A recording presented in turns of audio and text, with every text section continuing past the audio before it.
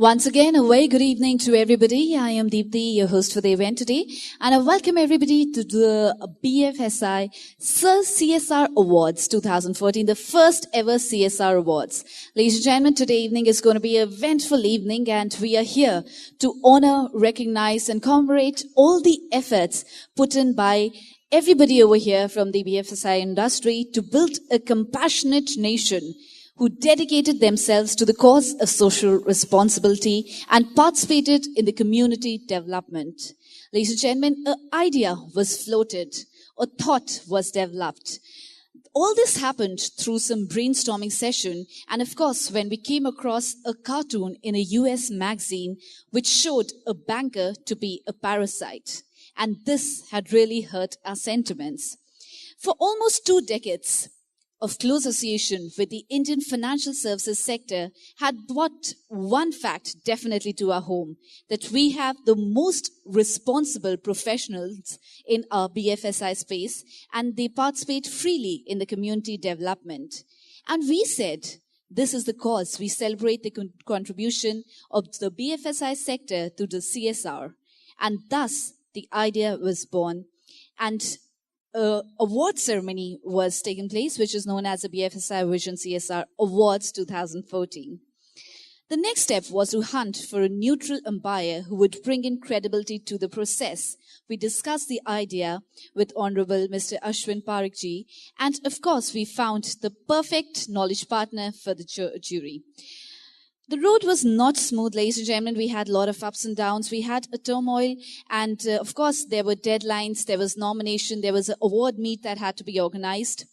53 nominations were received, and there are 8 winners across 5 categories in 2 classes. Today, we all are gathered over here, and we feel proud of what we have and, of course, the way ahead. And ladies and gentlemen, to begin with the evening, I'd like to call on stage Mr. Girish, our managing editor, BFSI Vision, to come forward and give a welcome address. Can we have a huge round of applause for Mr. Girish, please? Welcome, sir. Thank you, Deepthi. Good evening, respected Mrs. Rajshri Birla, the chief guest, members of the jury, the winners, distinguished guests, ladies and gentlemen. It gives me immense pleasure to welcome you to the first ever BFSI Vision CSR Awards. BFSI Vision was a magazine which was conceived to create and to provide insightful readership for the BFSI professional.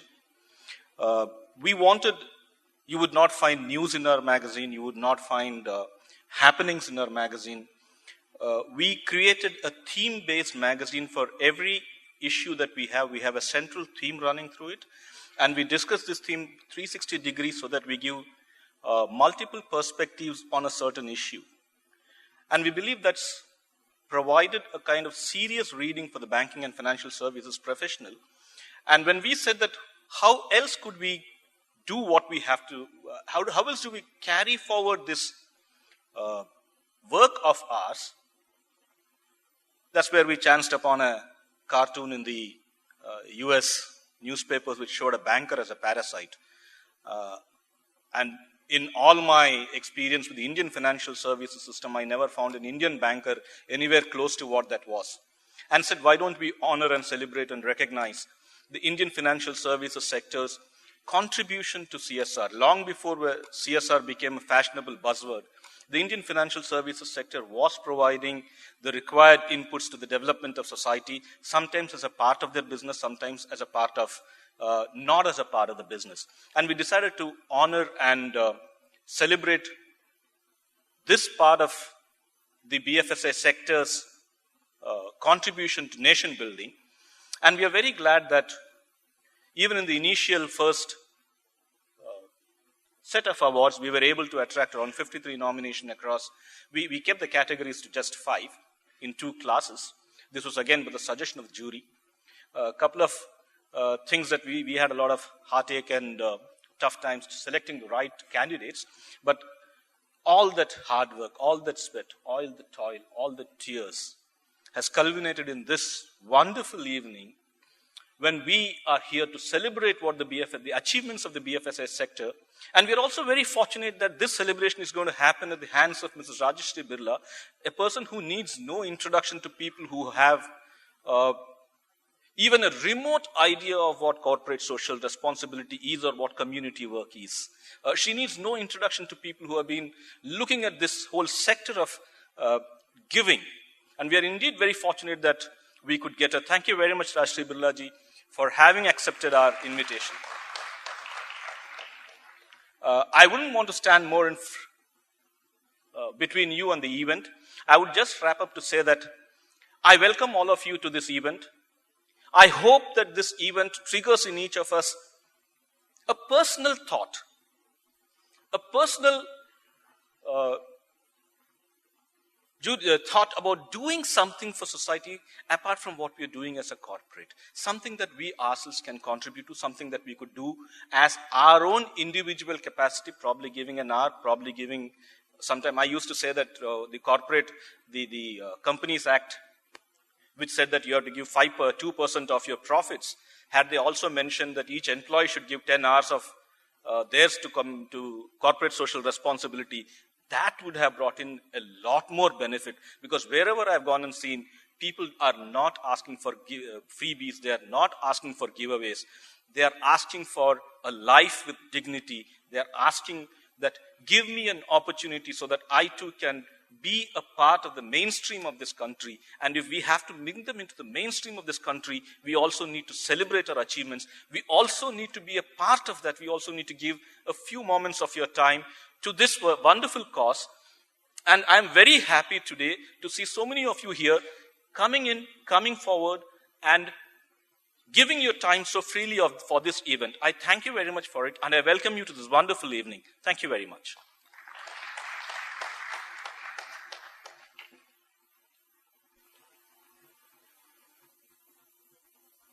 Thank you so much, Mr. Girish. So as Mr. Girish mentioned that the process was tough. It was a tough time for the jury members to select amongst so many nominations. First of all, I'd like to have a huge round of applause for each one of you present over here, and of course, who are also not present, the nominations and whoever has helped and worked towards a better society. Ladies and gentlemen, let's have a huge round of applause, please. And now going forward, I'd like to invite on stage Mr. Ashwin Parekh, who is a managing partner at Ashwin Parekh Advisory Services LLP, and a boutique financial advisory firm he had set post his retirement as senior partner at Ernst & Young. He was involved with the E&Y Foundation, where he spent 20% of his time in CSR activities. And his focus is on promoting sustainable, responsible business practices. Ladies and gentlemen, please put your hands together for Mr. Ashwin Parekh. And I request Mr. A.K. Agrawal to kindly come forward from Aditya Birla Group to felicitate Mr. Ashwin Parekh, please. Let's have a huge round of applause for Mr. A.K. Agrawal, please. Welcome, sir. Ladies and gentlemen, the perfect knowledge partner for adding the credibility to the whole process of BFSI vision, Mr. Ashwin Parekh. Welcome, sir.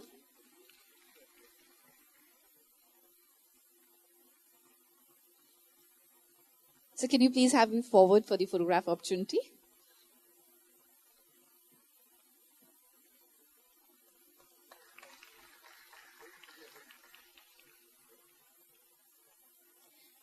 Over to you, Ashwin, sir.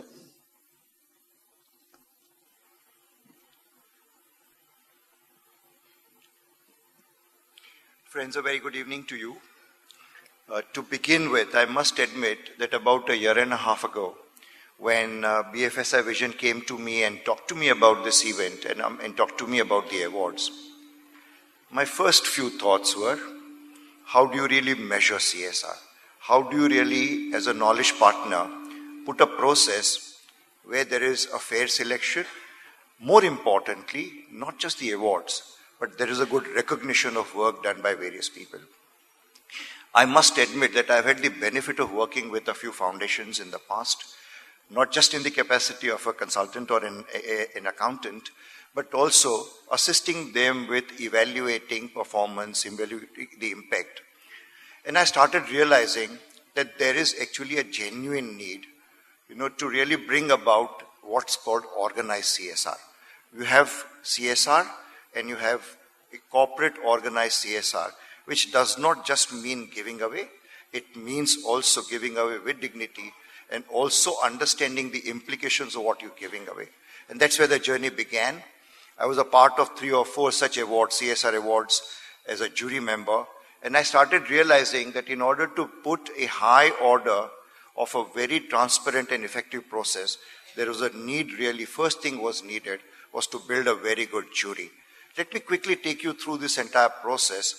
First and foremost, I'll just put out the objectives with which we started the whole thing. So Vishaka, next slide, please.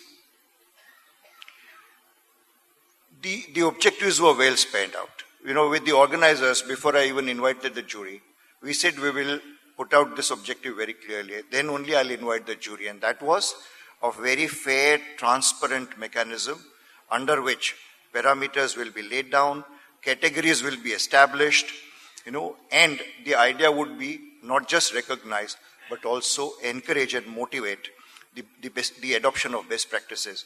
We said, let's make an attempt to introduce best practices associated with CSR. And that was one of the major purpose of constituting this award. Become role models. It's so very essential that good quality of CSR is demonstrated through this award. And that was the whole purpose. And in fact, soon we'll issue a report, it will be released.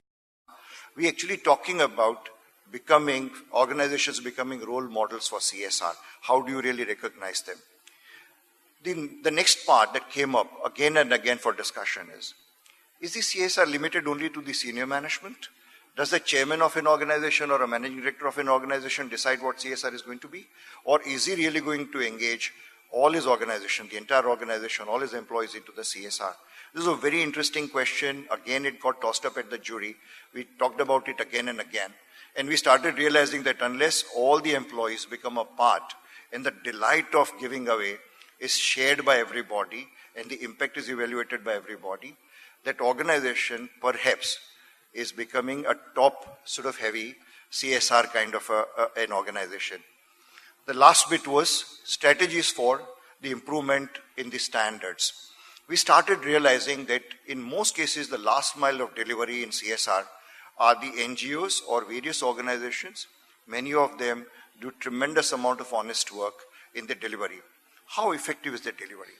After we give away, do we really examine the delivery? And that's something I thought as a part of the award we should deliberate and we should recognize. And the last is contribution made by various people. We went through the whole process and I'll take you quickly through that. Next slide, Vishaka. This was our jury. The first and the foremost is we were totally guided by our chairman of the jury, Agarwala Saab. Agarwala Saab really put complete perspective into the entire jury deliberations.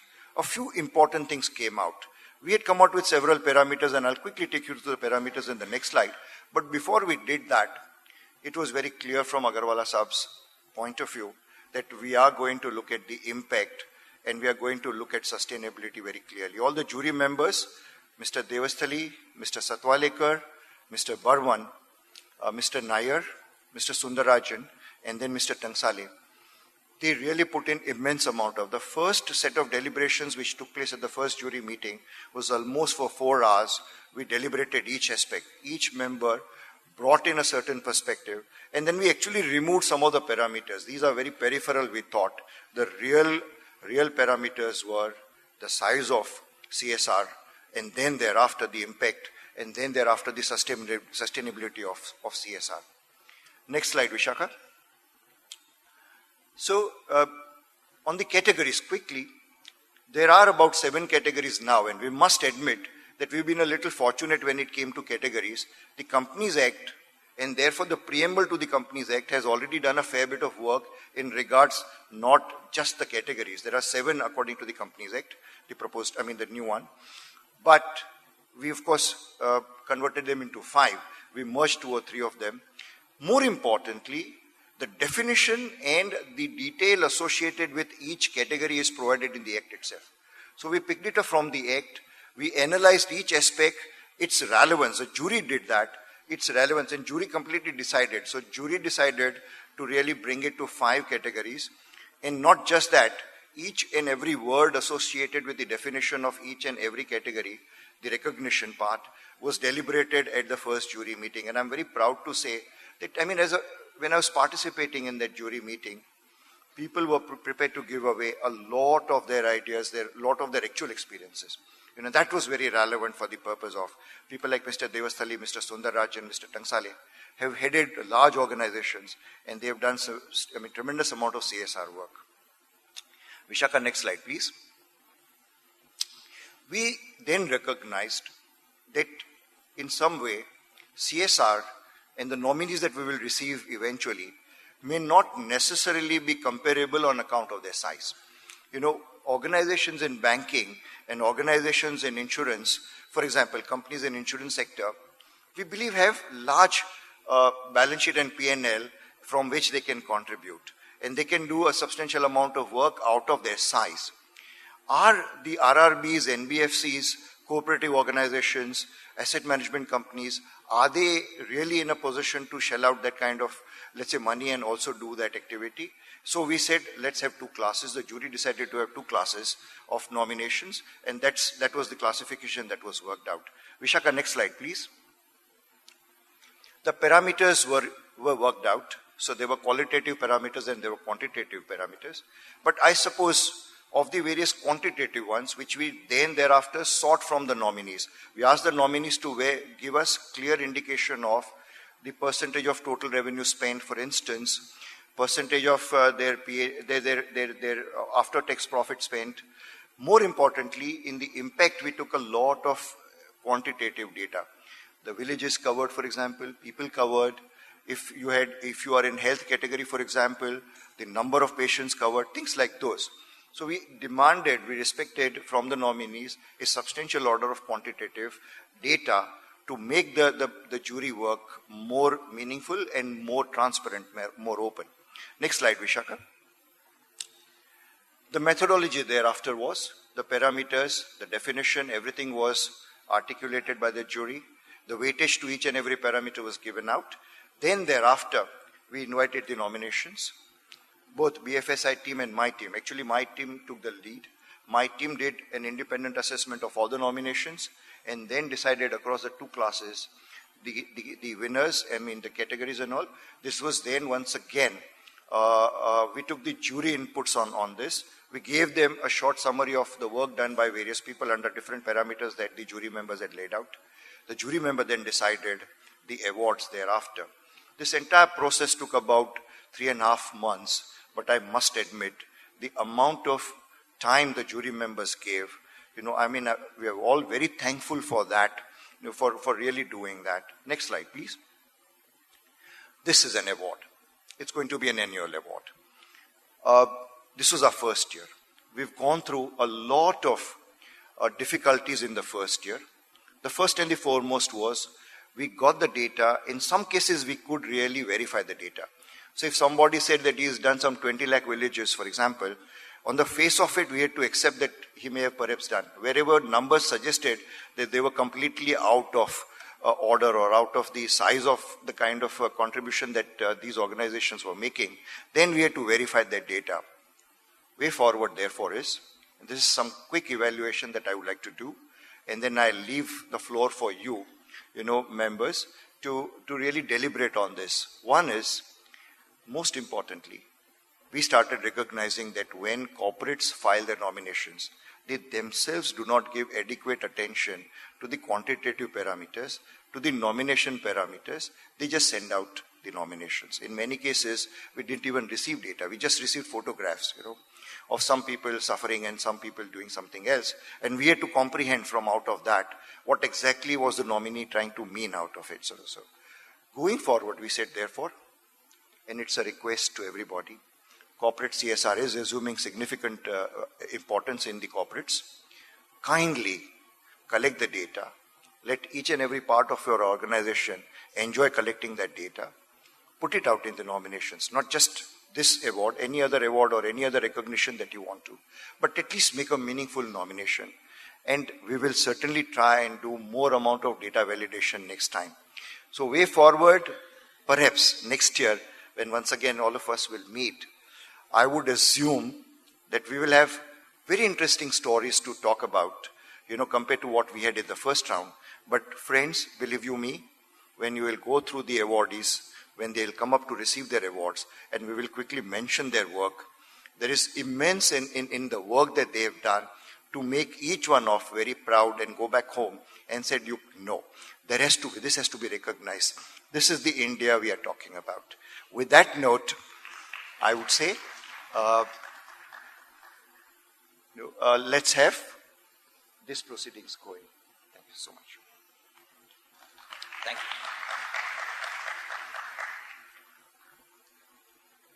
Thank you so much, Mr. Parekh. I request you to kindly stay back. Ladies and gentlemen, moving ahead, we are going to release our first BFSI Vision special issue report release, for which I request Honorable Mrs. Rajshri Birla from Aditya Birla Group to kindly join us on the stage, along with Mr. V.S. Girish, Managing Editor, BFSI Vision, Mr. Priyesh Jain, Director, BFSI Vision, and of course, Mr. Ashwin Parekh. Let's have a huge round of applause for all the dignitaries, please. Welcome, ma'am.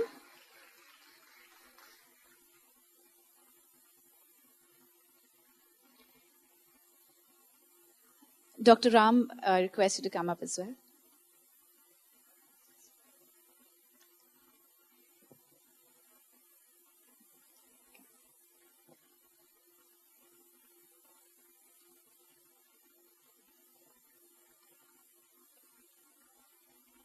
At the outset, I'd also like to thank our presenting sponsors, Bank of India, LIC, Nirmal Bang, and of course BSE, and in association with the APAS, for which the presentation was right. And now we are going to release our first BFSI Vision CSR Award 2014 special issue report. Let's have a huge round of applause, ladies and gentlemen, please.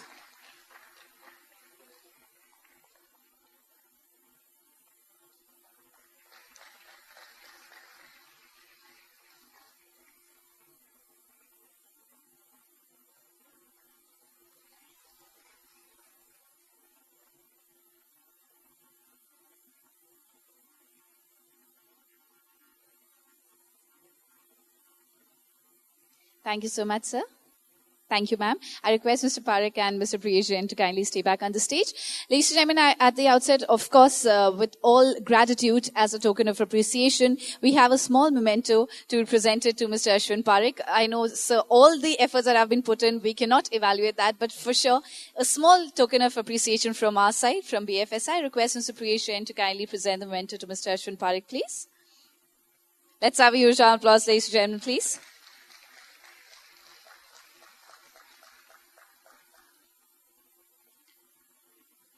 Thank you so much.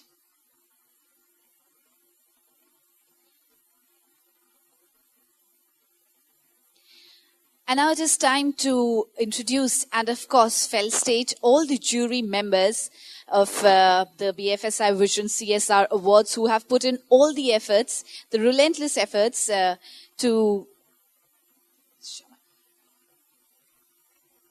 who have put in all the efforts and who have gone through a tremendous process of evaluating the nominations across 53 nominations, of course, 8 categories and 2 classes. So I would like to start with our first jury member for the evening. Ladies and gentlemen, please put your hands together for Mr. A.K. Agarwal, who is the Chairman of Business Review Council of the Aditya Birla Group, and had a distinguished career, including as a president of Hindalco and president of Aluminium Association of India. And he was the chairman of jury for the BFSI Vision CSR Awards. I request Mr. Pawan Verma, CEO, BFSI Vision, to kindly come forward to present the award to Mr. A.K. Agarwal. Please, let's have a huge round of applause, ladies and gentlemen, for Mr. A.K. Agarwal. Welcome, sir, once again.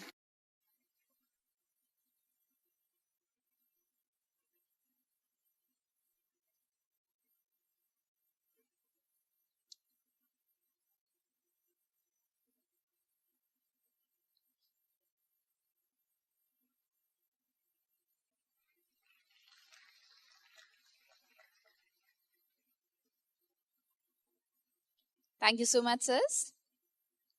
Moving ahead, I'd like to call on stage our next jury member, Dr. R.B. Burman, who is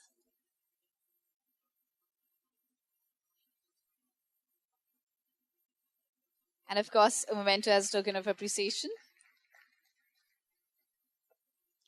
Thank you so much, sirs, once again.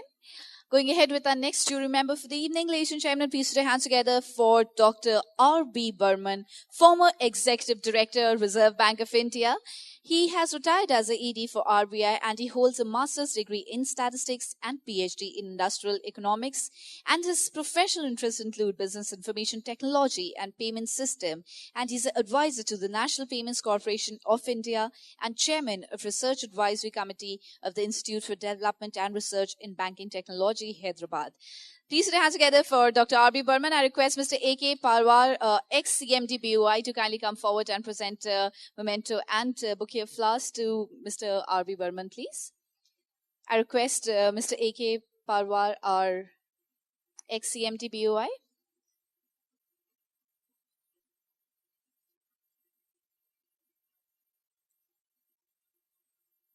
I request Mr. Mishra on behalf of Mr. A.K. Parwar is not here, so I request Mr. Mishra to kindly come forward. Welcome, sir.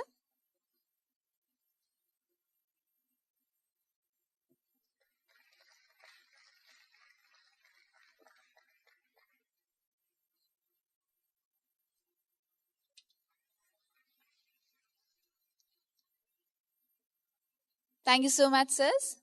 Going ahead with our next, you remember, ladies and gentlemen, please put your hands together for Mr. G.S. Sundarjan, who is the Group Director for Sri Ram Group, and he is also the Managing Director of Sri Ram City Union Finance. And prior to this, he was the CEO and Managing Director for Fluoroton India Credit Company Limited. Ladies and gentlemen, let's have a huge round of applause, Mr. G.S. Sundarajan. And I request Mr. Sameer Kotecha, our Vice Chairman and Co-Founder, Ask Group, to kindly come on the stage and felicitate Mr. G.S. Sundarajan. Welcome, sir.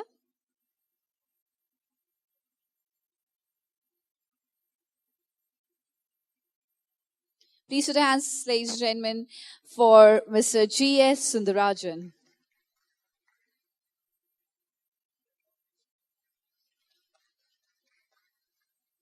Thank you so much, sirs.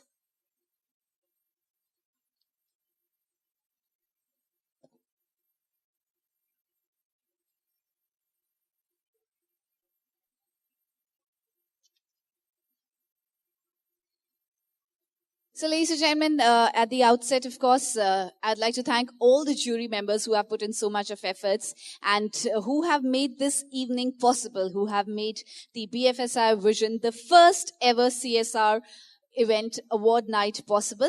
And of course, I'd like to thank each one of you present over here who have taken out the valuable time as well. And now I was thinking to have a little one-on-one discussion with our lovely audience present over here. Okay, I believe everybody is from the banking industry here. Correct me if I'm wrong. Okay. How many MBAs here? Make some noise. Okay, MBAs, make some noise. Okay, first I'll request everybody to come out of their office positions. You know, what do I mean by office position? The gentleman there relaxing in the seat. So please come out of your office positions. We are here to enjoy. We are here to have fun with legs crossed and arms folded, of course. So this is an award evening. This is an evening to have fun and to enjoy, of course, to recognize and, all the efforts which have been put in. And people who are on their phone, on WhatsApp or FB, maybe who are checking in right now at the BSc regarding please come out of it. It is, we are now going to have some one-on-one. So MBAs, make some noise. How many MBAs here? Have you all decided not to talk? Make some noise, MBAs, come on. You should be proud of being an MBA. Okay, last time. MBAs, make some noise. Finally, you all talk. I thought all the banking people, they don't talk at all. They talk only when they paid for it. No, actually, I do that. Okay, so when I talk about MBA, so MBA is a jargon. You know, from the time that you move from a graduation to an MBA, the only thing that changes is an exotic life. MBA, only the jargons change, you know, the wordings change. In an graduation, when you're there, a group of friends is known as, general gang. But in MBA, they're known as contacts. When you meet a group of friends, do time pass. It is known as time pass in graduation. But when you go to an MBA college, it is known as networking. Correct me if I'm wrong, right? Okay, the smiles can make me understand that I'm correct. And when you're talking to total strangers, in MBA, it becomes social networking. Profits becomes earning. Criticism becomes feedback. Control C, Control V, of course, CCP, everybody knows that. And, the graduates, they want to earn money, while the MBAs, they want to create income. The graduates want to be rich. The MBAs want to be wealthy. The graduates are given scholarship, while the MBAs are given laptops. Sometimes the MBAs put in all their values to create that money. When I say, the advice that is given becomes recommendation in MBA. And the person who gives us recommendation in MBA, after MBA, is known as a consultant. And a consultant without an office is known as a freelancer. And because वो free होते हैं generally, of course, and freelance करने को कुछ पैसे नहीं लेते. Okay, and the graduates, they get scholarship, and the MBAs, of course, they get laptops. And what happens is that the MBA, वो कभी भी jobless नहीं हो सकते. Why? Because if they're jobless, they're known as entrepreneurs. Yes, the jargons. Credit swap, default. These are all MBA jargons. And, these MBAs, they're known as entrepreneurs, of course, if they're jobless. अगर 4 बंदे मिलके सब्जी बेच रहे हैं, so they are known as sabzi wala. But if the MBA does the same job, they are known as entrepreneurs. So ladies and gentlemen, MBA, all the MBAs, now make some noise, come on. Finally, I can hear you all, ladies and gentlemen. Moving ahead with our next proceedings for the evening. Of course, we have our Honorable Miss Rajshri Birla present over here. So I would request Mr. Shantilal Jain, Chairman, Noasis Group, to kindly come forward and present a bouquet of flowers and memento to Miss Rajshri Birla, please. And of course, ma'am does not need any introduction. Whatever I say would be less in your favor, but of course, a few lines. Srimati Rajshri Birla is known for her corporate social responsibility and the charity efforts. In recognition of her distinguished work in the areas of CSR, the Government of India honored her in 2011 with Padma Bhushan, the third highest civilian award. Education, employment, widow remarriage, activism against dowry are some of the causes she is passionate about. And today she heads the CSR initiative of the Aditya Birla Group. Ladies and gentlemen, please put your hands together once again for Srimati Rajshri Birla.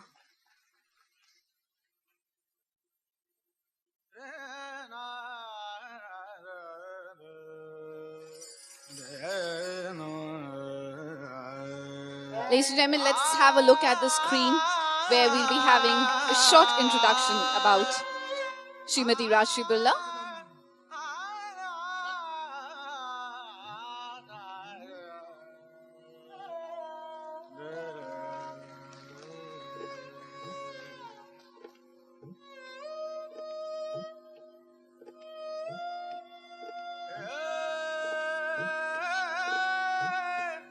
Ma'am, I request you to kindly come forward. The audience wants to hear you.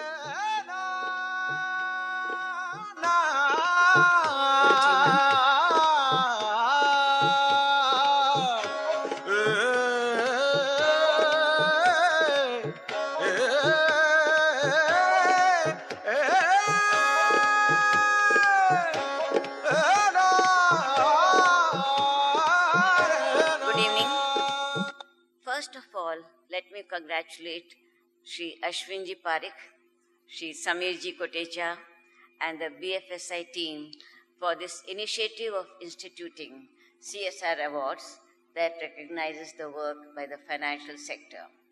It provides an added impetus to companies in this domain to move beyond boundaries. This is a great step and a testimony of your commitment to create a secure future for all those who live on the fringes of poverty through the promotion of social engagement. My congratulations to all the companies who will be honored today. I have divided my talk into 2 chapters. Firstly, I want to focus on how organizations can do well by doing good, and within it, texture some of our own experiences. And the second part of my talk is on the joy of giving. Many of you will recall the Prime Minister Shri Narendra Ji Modi's address on the 68th Independence Day, He spoke with head and heart, and I quote, Independence Day is an occasion to take a pledge for the welfare of all those who are downtrodden, poor, exploited, and oppressed, and do something for them. Averred Shri Modi. He spoke with the fervor of a social reformer and established a connect with tens of millions of our fellow countrymen. The vision and relevance of the PM's speech is more pronounced in today's age, when so many of us are committed to a new India, having despaired over the fact that after nearly 7 decades of freedom, our country is not yet free from the yoke of poverty. Every government has been seized of the issue and, in its own way, has worked towards building a society that would be free of inequalities and exploitation. They have brought in several government schemes, and the current rural and social sector budget allocation exceeds rupees 6 lakh crores. We have found that leveraging the government scheme and collaborating with them enables extend the project reach enormously. Furthermore, over these decades, many corporates, through their committed engagement, have labored hard to lift the burden of poverty from the lives of thousands. Together, in all sincerity, we think we have all made some difference, but still there's a long way to go. Today, with the new company law, CSR having become an imperative, is indeed serious business. Incidentally, India is the only country in the world to have roped in corporates in this domain. And for us at the Aditya Birla Group, it was always so. We identify very well with the philosophy of transcending business and reaching out to underserved communities. While we do not turn business into a cause, we do social cause marketing and we turn it into a lever where the ROI or return on investments comes from the transformation of a people's lives, which is what every organization espouses. And this is the need of the hour. As John Rockefeller said, and I quote, every thoughtful man must conceive that the purpose of industry is quite as much the advancement of social well-being as the production of wealth. In the new CSR media, this thought will be embedded even further in every nook and cranny of the corporate landscape. Let me share with you one of our path-breaking CSR initiatives. A decade ago, we evolved the concept of model villages. So, of the 3,000 villages in which we work, we thought of morphing 300 villages into model villages over time. And making of a model village entails ensuring self-reliance in all aspects with education, healthcare, and family welfare, infrastructure, agriculture, and watershed management, and working towards sustainable livelihood patterns. Fundamentally ensuring that the development reaches a stage wherein village committees take over the complete responsibility and our teams become dispensable. Today, some of our model villages in Rajasthan, Madhya Pradesh, Uttar Pradesh, Karnataka, and Gujarat have won the President's Nirmal Gram Award. This pulling out of thousands of people out of their poverty, dignify their life, is absolutely the greatest break for us. This is an experiment worthy of implementation by all corporates. The Prime Minister also alluded to the making of model villages in his speech.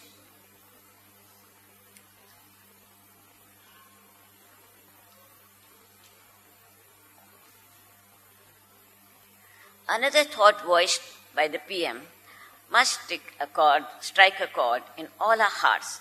He said, and I quote, just imagine if 125 crore of countrymen take a step forward, the country will move 125 crores steps forward. I'm sure with the financial sector's engagement, at least 1 million steps can march forward. I believe there are many good outcomes of doing well by doing good.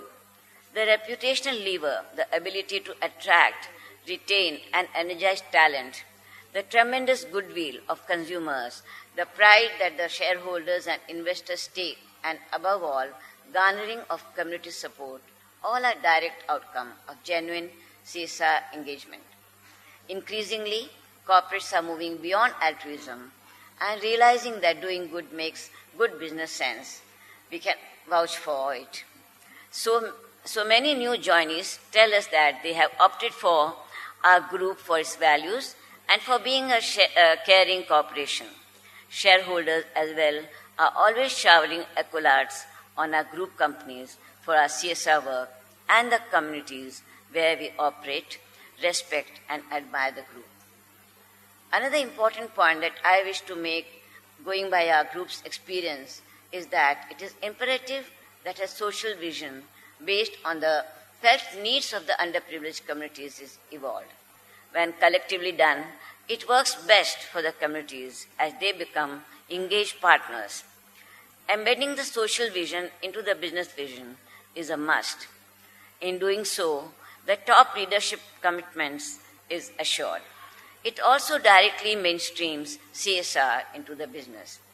Alongside, corporates must have a razor-sharp strategy for execution, factoring milestones, targets, performance management, and accountability. Through focused endeavors in healthcare, sustainable livelihood, and infrastructure, support corporates can work to alleviate poverty and bridge the divide. This has been our experience at the Aditya Birla Group. Of course, it is critical to measure the impact of work done among communities. Getting the work audited by reputed external agencies is necessary for two reasons. Firstly, an external party lends credence to the whole process, and secondly, based on the findings, corporates can make mid-course corrections wherever needed, see if there are any gaps, and then plug the holes. Today, progressive corporations are already doing a lot to ensure that the benefits of capitalism percolate down and taking the CSR route to work for the marginalized. This is an imperative, and quite honestly, we owe this to ourselves and we owe this to the nation. And this brings me to the second part of the joy of giving. Let me begin with a quote of an American essayist, lecturer, and poet, Ralph Waldo Emerson. It is one of the most beautiful compensations of this life that no man can sincerely try to help another without helping himself. Serve, and thou shalt be served. If you love and serve men, you cannot, by any hiding or stratagem, escape the remuneration. This philosophy of how good deeds are always rewarded is also enshrined in the Gita. Here we learn about the impermanence of life. We learn that we are all transients in this world. We learn that giving and serving will earn us good karma points in the spiritual context. Not only in the Gita, but in many other scriptures, the joy of giving is implied. Take Islam, the Quran advocates zakat. This entails that a certain percentage of wealth and profit should be dedicated for the purpose of charity and helping others. The principle of giving is central to the teachings of Christ as well. In fact, Christianity stipulates that let the right hand not know what the left hand gives, clearly underlying the importance of giving. Christianity has highlighted the importance of dedicating your personal time for the benefit of others. Like Hinduism, this encouraged enormous humanitarian activities in the realm of education and healthcare. The Bodhisattvas speak of how the highest priority should be to provide service at all costs, as that will take one onto the journey of nirvana. In the Hebrew religion, it is said, and I quote, "Do not neglect to do good and to share what you have." Basically, service to mankind is akin to service to God.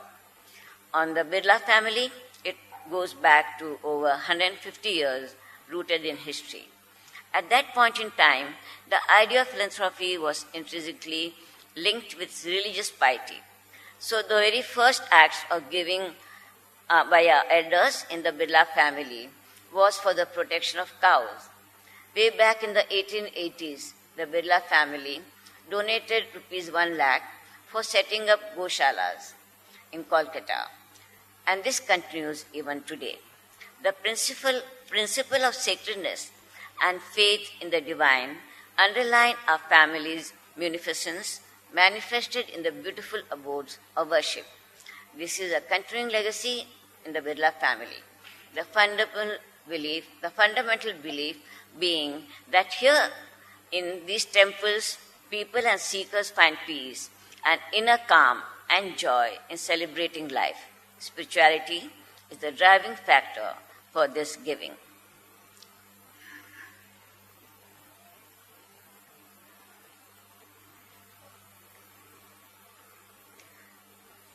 By early 1900, the Birla family began to take a keen interest in education, influenced by the renowned educationist Pandit Madan Mohan Malviya.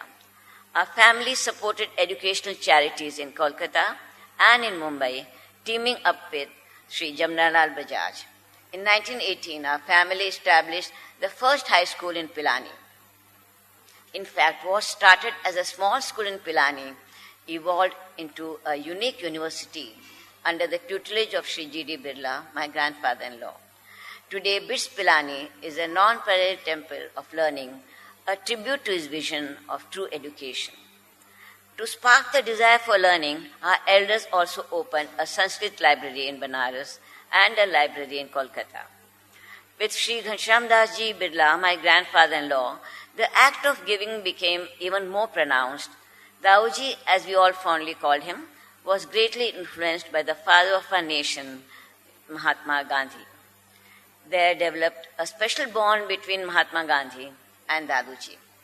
Under Gandhiji's influence, Daduji felt that his wealth was to be used to assist every endeavor of Gandhiji. For more than 25 years, he supported Gandhiji's nationalism.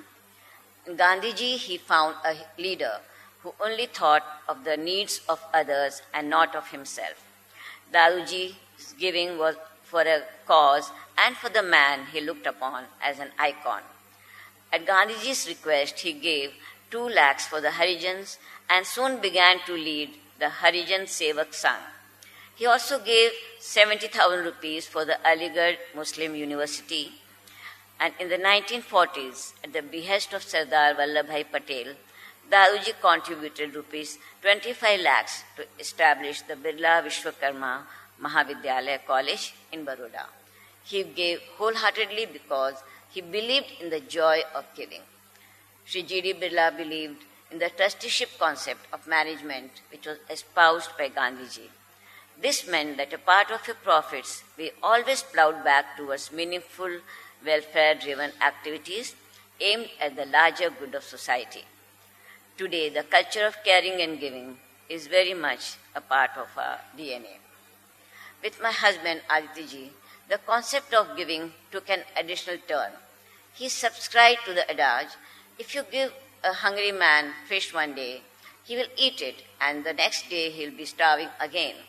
Instead, if you teach him to fish, he will never go hungry during his lifetime. So he gave generously of his wealth to enable people become self-reliant and eke out a living. I vividly recall a conversation between Aditya Kumar Mangal, my son, and me, where he made a profound statement which is etched in our soul.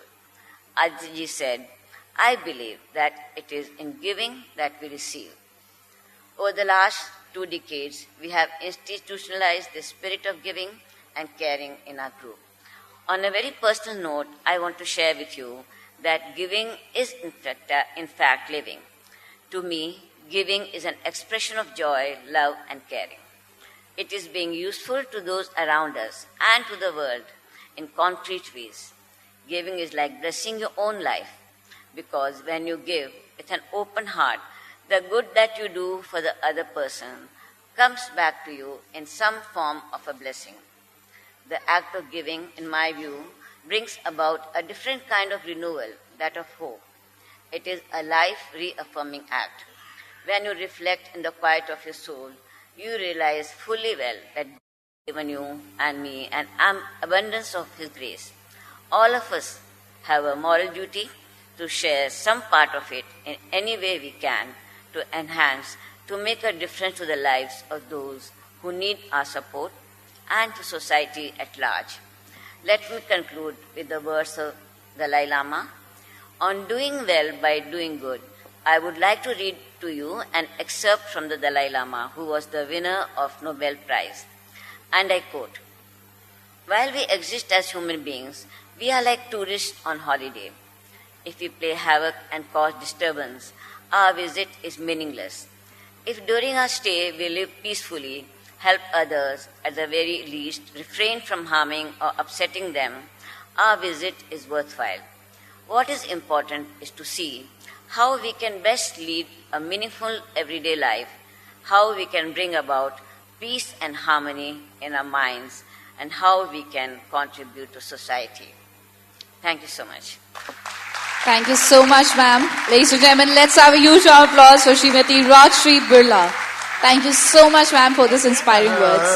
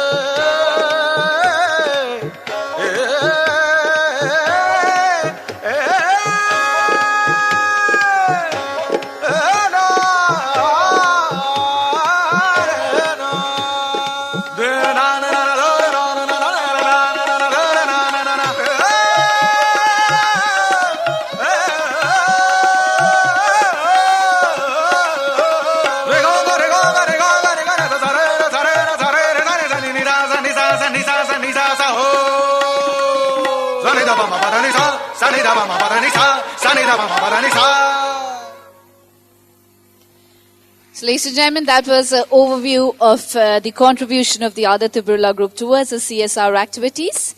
And moving ahead, I'd like to thank once again our sponsors for the evening who have made this evening possible.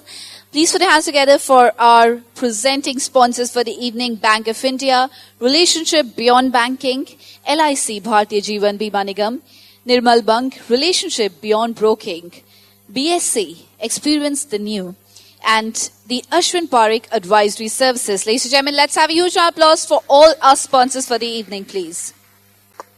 And now we move ahead towards our panel discussion for the evening, and which will be moderated by Mr. Ashwin Parekh. Before we begin with the panel discussion, I'd like to invite our panelists on stage for the felicitation ceremony. I would request Mr. Nayan Mehta to kindly come forward along with Mr. Priyesh Jain, for the felicitation ceremony, please. And presenting our first panelist for the evening, Mr. Ashwini Mehra, Deputy Managing Director, State Bank of India. Mr. Mehra has had an illustrious career in SBI for more than 30 years. Let's have a huge round of applause for Mr. Ashwini Mehra, please. Welcome, sir.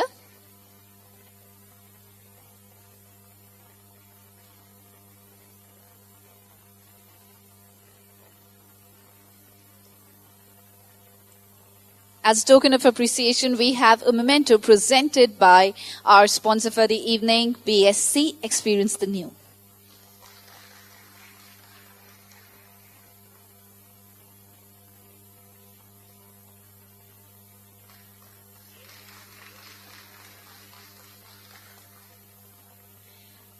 And now, sir, I request you to take a seat. And now I'd like to call on stage Mr. Vidya Shah, who is the chairman of Edelgave Foundation, involved in the upliftment of the underprivileged. Welcome, ma'am. Let's have a huge applause for Ms. Vidya Shah, please.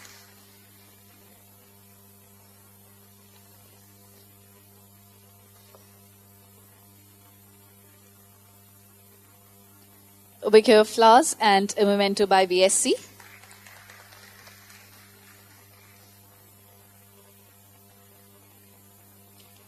I'd like to call on stage Ma'am, please take a seat. And I'd like to call on stage once again Dr. R.B. Burman, our former Executive Director, Reserve Bank of India. Let's have a huge applause for Mr. R.B. Burman, please.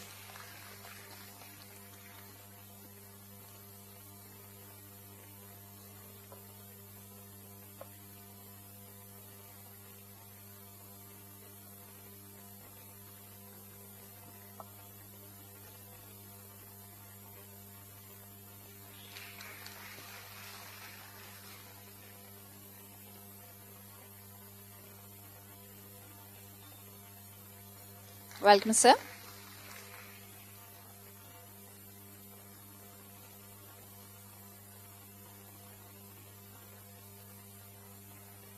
Sir, I request you to take a seat, please. And of course, our next panelist, Mr. Nayan Mehta himself. I request Mr. Priyesh Jain to kindly present a bouquet to Mr. Nayan Mehta, who is a Chief Financial Officer of BSC and is instrumental in many development projects in BSC. Welcome, sir. So I request you to please take a seat. Thank you so much, sir.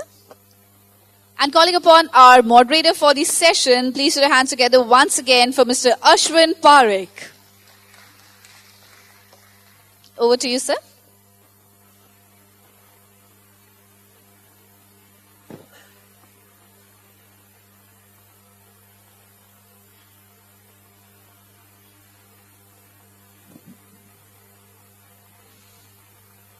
Well, a very warm welcome to my panel members. We're running a little behind time, so what we could do is, we have a good 30 minutes, and instead of getting into, unstructured kind of with your permission, we'll get into a little more structured discussion around just two things about CSR. The first I thought, as Indians, we love to donate. We really give away. We really do that with all our hearts and all our sincere efforts. The first question to all the panel members, do we really examine the impact and do we examine the sustainability? Do we really look at these efforts that we put in a short-term perspective, in a long-term or in a medium-term perspective? Most importantly, between an individual giving away and a corporate giving away, these issues do become relevant. I'll start with Mehra Saab and then we will move to Vidya after that, Ms. Vidya Shah thereafter.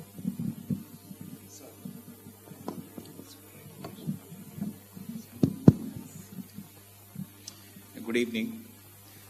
In fact, as far as State Bank of India is concerned, the assessment that we do on most of the projects that we support is centrally done at the corporate office, but the effort is to distribute it all over the country as much as we can.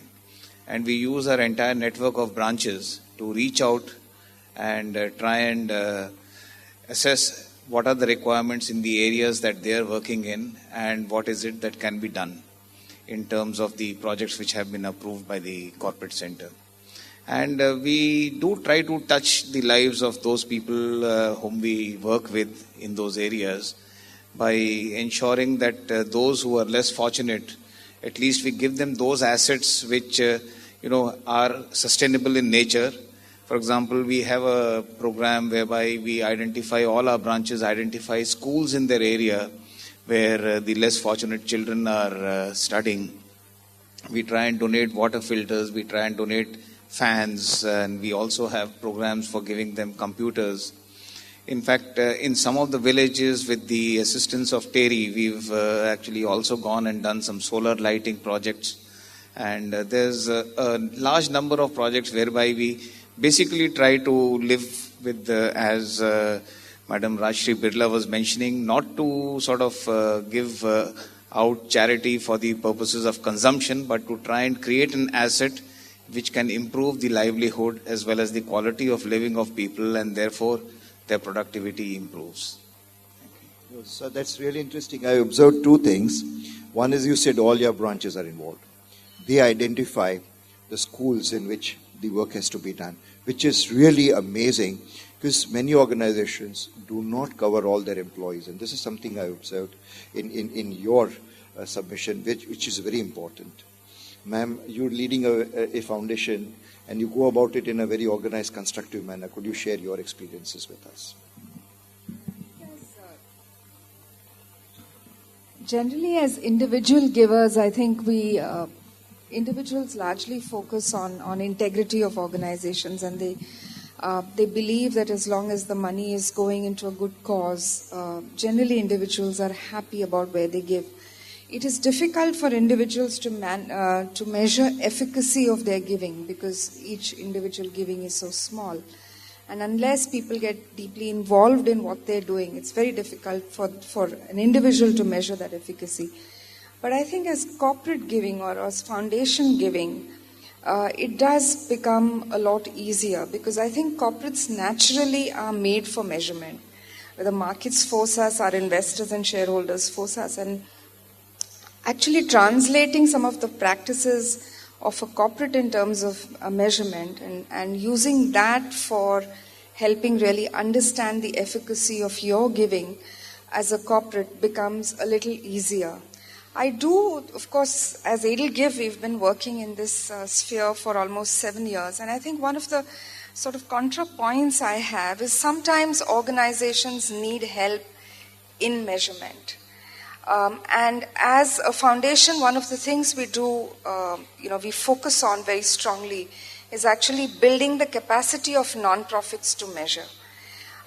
There are quantitative measurement tools, but there are also some qualitative measurement tools because what you're really doing is transforming lives, and it can't always be quantitative.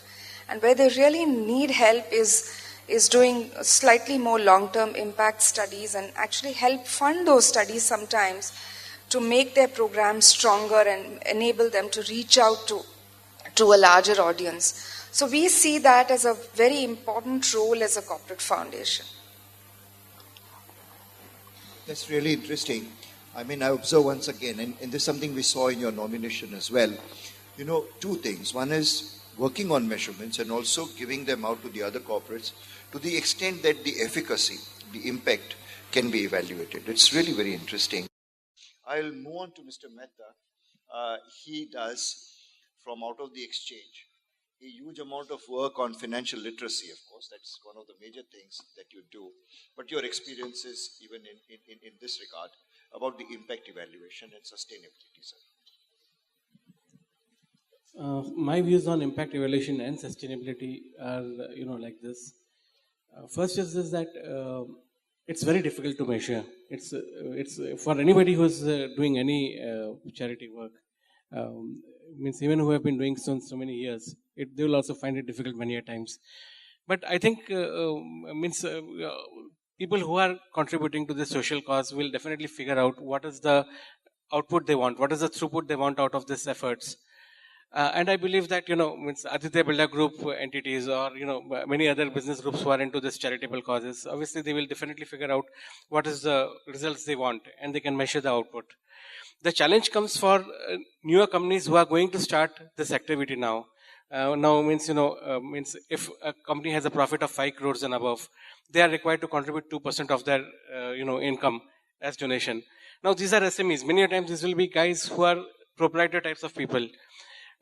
They will really need some handholding. People will have to come forward and, there will be some institutions who will have to come and help them as to how to set up a process and how to measure it and make it efficient. Because this cannot be a one-year activity. You don't want a promoter to spend some money this year and again thinking what to do next year and again worrying whether it helped or not. Because ultimately if it helps, then only it gives satisfaction. That's my call, sir. Your observation is very valid. I mean, if you look at some of the programs or the categories that we have, for example, children education, is it a one-year program or is it a much longer commitment, And then what is the outcome of that? Does the person eventually find a good job or is he going back to labor, kind of? So, no, it's a very interesting thought. Friends, in our jury, we had Mr. Burman, and believe you me, I always found, throughout my years with Mr. Burman, someone who's a profound thinker. He lends direction to a discussion. He does immense amount of reading. We observed that at our jury deliberations as well. Sir, what are your thoughts about this subject, sir? Now, first of all, thank you, Mr. Parikh, for telling so much of good words about me. You see, I see corporate sector uh, as an institution which has the knowledge, which has the expertise, which has the professionalism. And with this kind of a thing, corporate sector always looks forward to what is being done, how good it is. So this is how measurement becomes very, very important. Now, when we talk of measurement, it is mostly, of course, we will try to figure out in terms of quantities, because that is much harder facts. But we cannot also forget about the quality aspect of it, because ultimately it is not simply spending money, but how the money makes things happen in a better way. That's very, very important. And the kind of a people we are talking about, I think Mr. Girish told in the beginning that, or others also told, that people don't need dolls. People need to be made capable so that they can take care of themselves.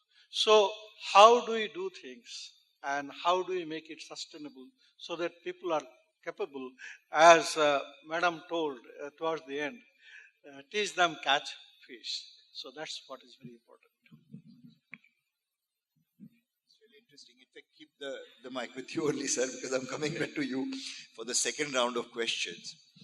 You know, we talked about the impact.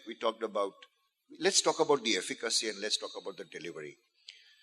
Corporates will set aside funds. They'll create some kind of an environment or an organization.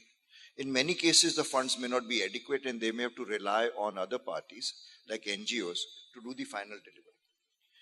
Do we find, I mean, in the last 10 years, there is a good amount of real education or real effort to evaluate how much of the amount that is being given to an NGO is resulting in final delivery.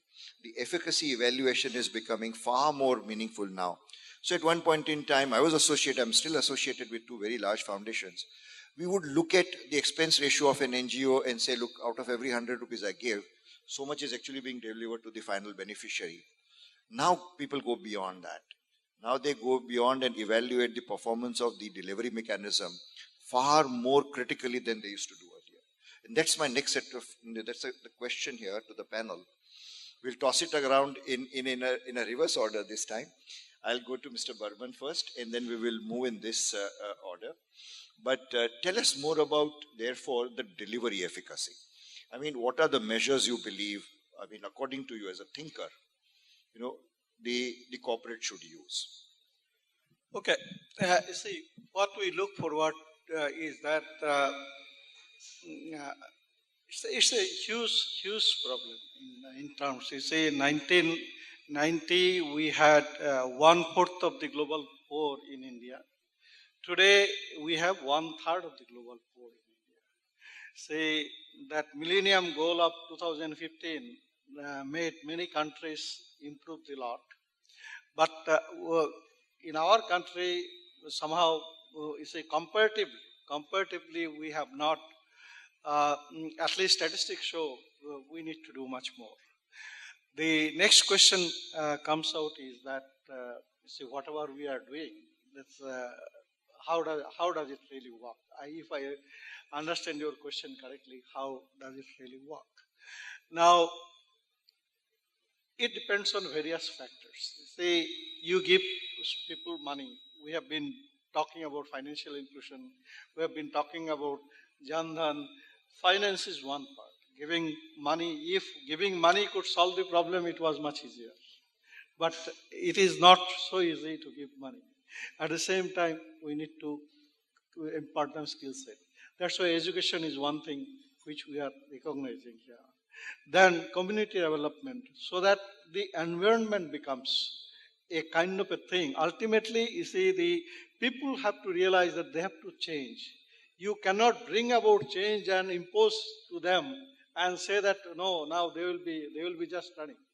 They have to realize that, I say, it is an opportune time. People are ready to work with them to see that things change. So this is the kind of a thing that we should make people capable and sustain that momentum. That requires, apart from making the people fine, but also develop infrastructure, allow the market access. Today's electronic age, digital age, we can do a whole lot to provide them information so that they get a better value for whatever they produce. So these are some of the items which we need to build in our schemes so that this becomes really effective in touching the lives of these people.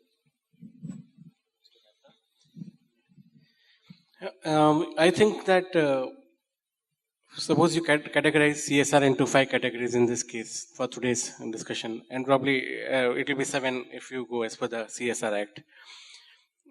No single activity will have the same metrics as any other activity. Even within an activity, the metrics will be different in case of different ways of providing the support. So a person who's giving any support or providing to any cause will have to determine in advance that, okay, this is the money I am putting in this. This is supposed to be a venture for me. This is something which I am throwing my heart into. So what is it I am expecting in return? So if you have got this thing in the first year, good enough. Then you sit in, after enough 1 year, you sit and decide whether you could do better benefit out of the same money. So whether was there any scope for cost reduction, whether there was any scope for improvement of the facilities or whatever cause you had done. So I think if this is pursued over a period of it cannot happen in 1 year for any corporate who's going to start activity. It's a calibrated process over a period of 2-3 years over learnings. Obviously, that person would come to a level where he will get extreme satisfaction out of the joy of giving. That's what we say. Because in the CSR awards also, as a part of this deliberation next year onwards, we are going to go back and look at the impact evaluation for the last 3 years and see what is the impact made. How about you? So I think India has one of the most vibrant non-profit sectors in the world. And, there's a lot of statistics about how many NGOs we have. But I think the culture of non-profits began long before, our independence. Even a lot of our freedom movement was actually financed by philanthropy, like Mrs. Birla just spoke about. But I think what's happened is that the strength of the non-profit sector has also been kind of buoyed by the fact that it works where both market mechanisms have failed and where government has failed in doing its job. If you look at drinking water, for example, drinking water is not only not available under government schemes, which is actually the mandate of the government to give everybody drinking water, but also the market has not made that available because it's too expensive to provide that to the poor at a reasonable cost. When we look at non-profits, I think when we evaluate their efficacy, we are not only looking at, their administrative costs, because we believe they perform a very critical role in providing essential services to the poor, whether it's in the form of delivery of education, delivery of health, and many other services. And therefore, one of our sort of mandates is to really see how we can strengthen them. And the only way to strengthen them is to ensure that they have good people who are actually not only running the place, but also people who are supporting the main delivery of the program. So whether it's administrative staff, whether it's people who can actually work on measuring impact, whether it's good human resources, so that the organization is strengthened. So we like our organizations to be not just frugal, but also prudent in the way they're setting up their organization structures. And we do spend a lot of time on that. There is a huge amount of growth of NGOs, and it is important to distinguish performing ones from the others. State Bank of India's experience, sir? Essentially, as I had mentioned, our emphasis in the entire CSR activity that we do is on trying to improve the livelihood of the people that we touch with our activities, as well as trying to make them economically independent. And most of the NGOs that we associate with, we essentially try to ensure that about 80% of our budget goes towards healthcare, towards education, and towards vocational training.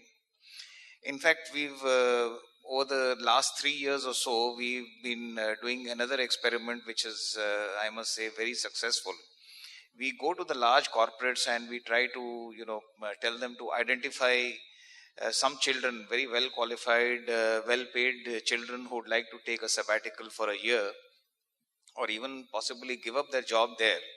And with 5 rather well known NGOs like the Aga Khan Foundation, the Bay Foundation, and we put these 100 children, we give them a stipend, a monthly stipend for their sustenance, and we send them out to work on the projects which these foundations are doing in the various rural areas all over India.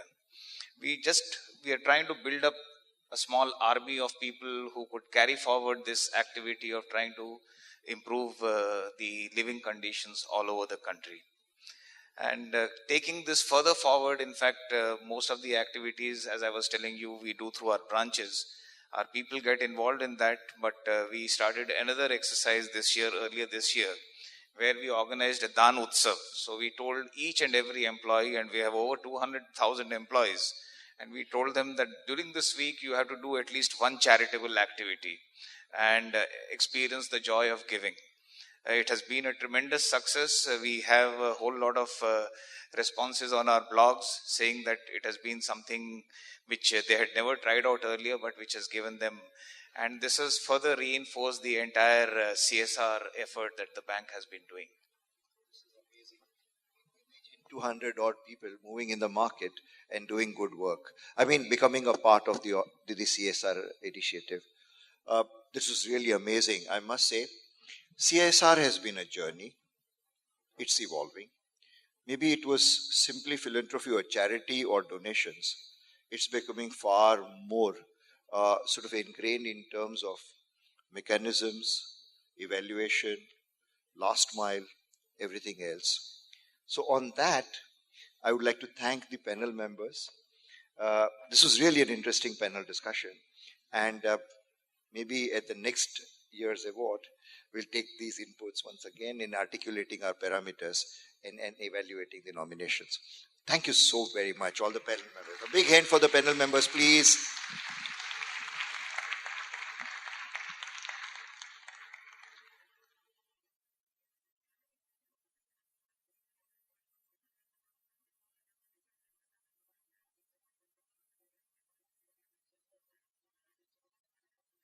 Thank you so much, all the panel members, for the discussion, for the knowledge sharing.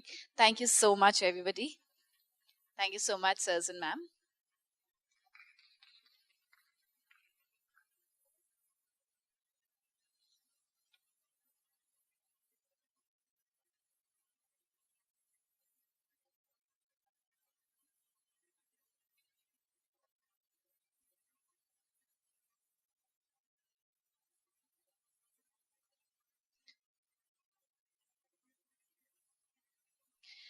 And now, ladies and gentlemen, we have come to the moment for which everybody have been waiting for which this evening has been organized, the BFSI Vision CSR Awards. It is time to award and give the awards to all our awardees for the evening. And to do the honors, I'd like to call on stage Ms. Rashri Birlaji. Can we please have you on the stage, ma'am? Let's have usual applause for Ms. Rashri Birla, please.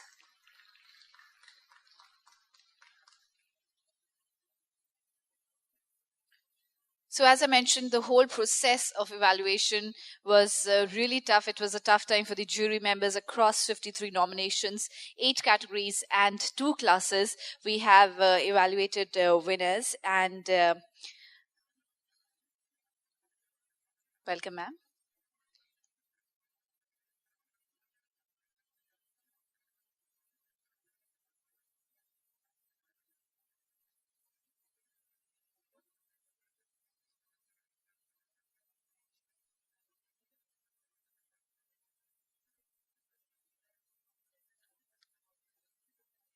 And along with Ms. Rashri Birlaji, I would request Mr. M. Narendra, ex-CMD Indian Overseas Bank, to kindly join us on the stage, please.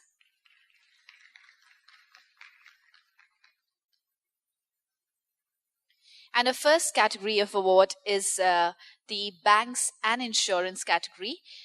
In fact, a first award for the BFSI Vision CSR Awards 2014. And the award, it is a tie between two banks and insurance company.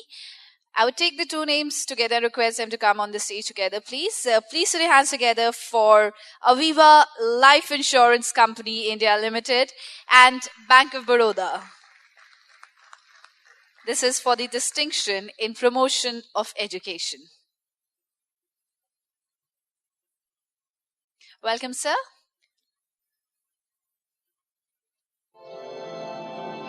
क्या बनना चाहते हो आप बताओ? I want to be soldier.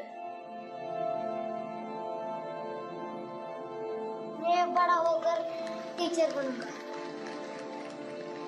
मैं automatic computer engineer. While you are on your way to make your child's big plans come to life, you can change the lives of India's children too.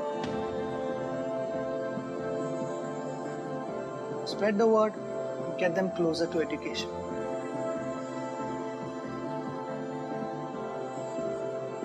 Thank you so much, sir. And on the screens, you can have a look of the activities, efforts that have been put in towards the CSR activities. And now I'd like to call on stage Bank of Baroda for the distinction and promotion of education. Can we have somebody from Bank of Baroda, please? Welcome, sir. Let's have huge applause for Bank of Baroda.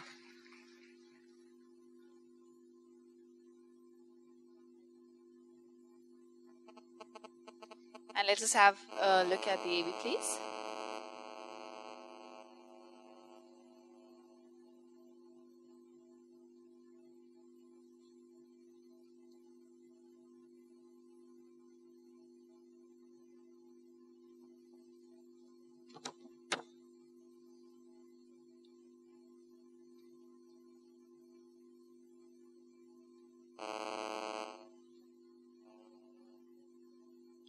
Please put your hands together once again for Bank of Baroda for Class 1 for Distinction and Promotion of Education, the BFSI Vision CSR Awards 2014.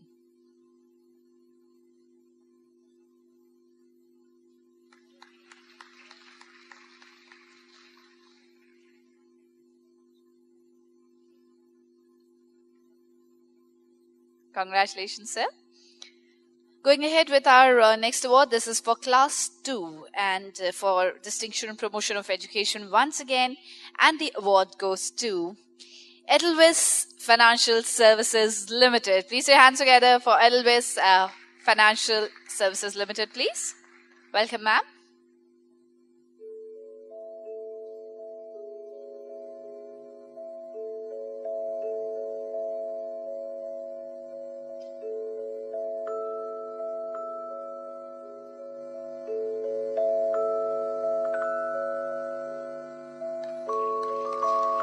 They are the winners for the Class 2. Congratulations to Edelweiss Financial Services Limited.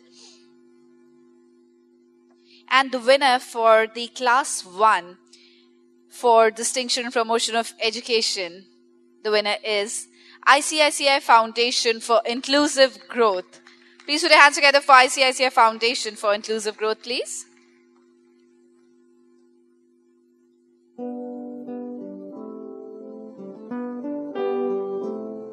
At ICICI Foundation for Inclusive Growth, we envision a world free of poverty, in which every individual has the freedom and power to create and sustain. Ladies and gentlemen, we need to hear it louder for all the winners, please. ICICI Foundation carries forward ICICI Group's 5 decades of partnering in India's economic and social development. We believe that primary health, elementary education, access to finance, Thank you so much, and Mr. sustainable Narendra. livelihoods Ma'am, I request are you the to stay back. fundamental prerequisites.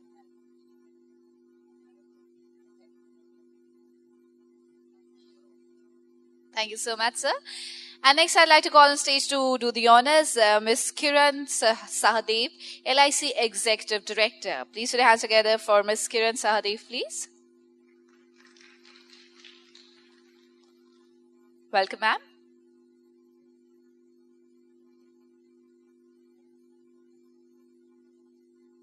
And the next award is the runner-up award for Class 2 for other financial institutions, the best contribution to gender equity and women empowerment. Please put your hands together for our runner-up, and they are National Bank for Agriculture and Rural Development. Ladies and gentlemen, we need to hear it louder for all the winners, please. It is the National Bank of Agriculture and Rural Development.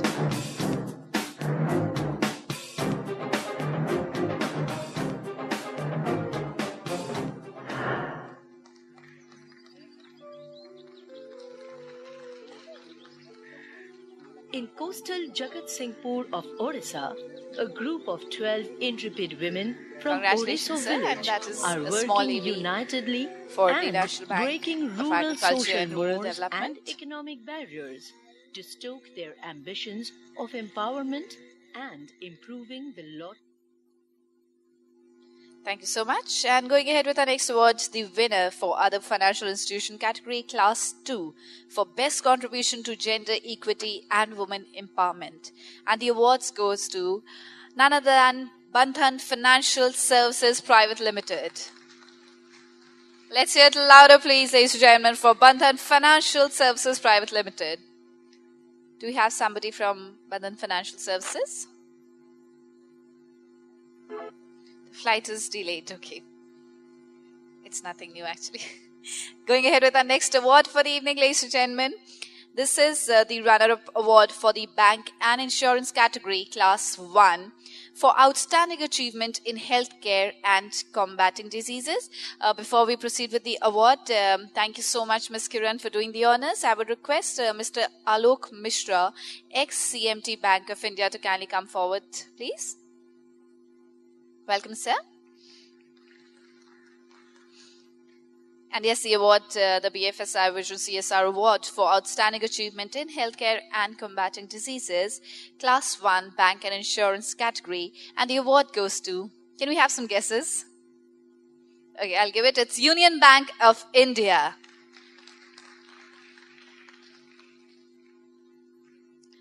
Let's say it louder for Union Bank of India. And let's have a look at the AB, please.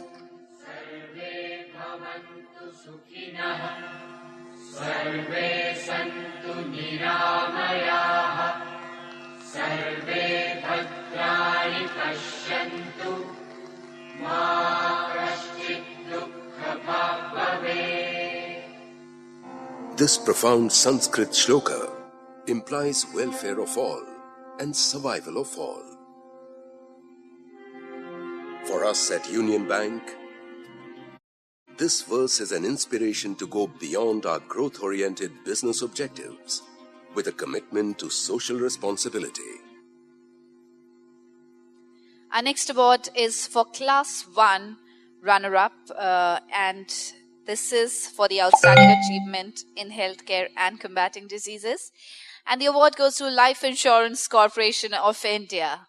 Please put your hands together for LIC, please. That is one of our presenting sponsors as well for the evening.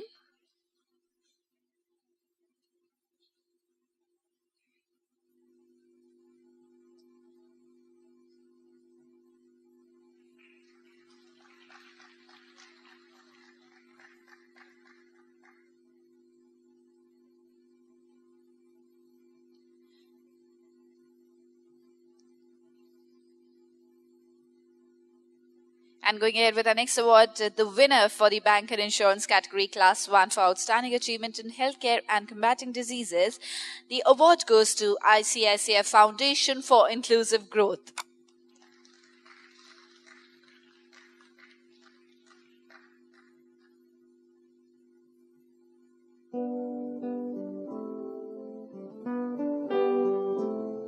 At ICICI Foundation for Inclusive Growth, we envision a world free of poverty, in which every individual has the freedom and power to create and sustain a just society in which to live. ICICI Foundation. Going ahead with our next category, the other financial institution for Class 2. And to do the honors, I would request Thank you so much, Mr. Alok Mishra. Thank you, sir. To do the honors, I would request Mr. Sameer Kotecha from ARS Group to kindly come up on the stage, please. Welcome, sir. Let's have your applause for Mr. Sameer, please. And the next category is the other financial institution category for outstanding achievement in healthcare and combating diseases for class 2. The award goes to Grama Vidyal Microfinance Limited. Please put your hands together for Grama Vidyal Microfinance Limited, please. Grama Vidyal has also taken measures to ensure the health of the members and their families. Health camps related to eye, ENT, orthopedics and dental have been organized with the support of specialized hospitals. More than 62,000 members have been benefited by the health services that GV has provided.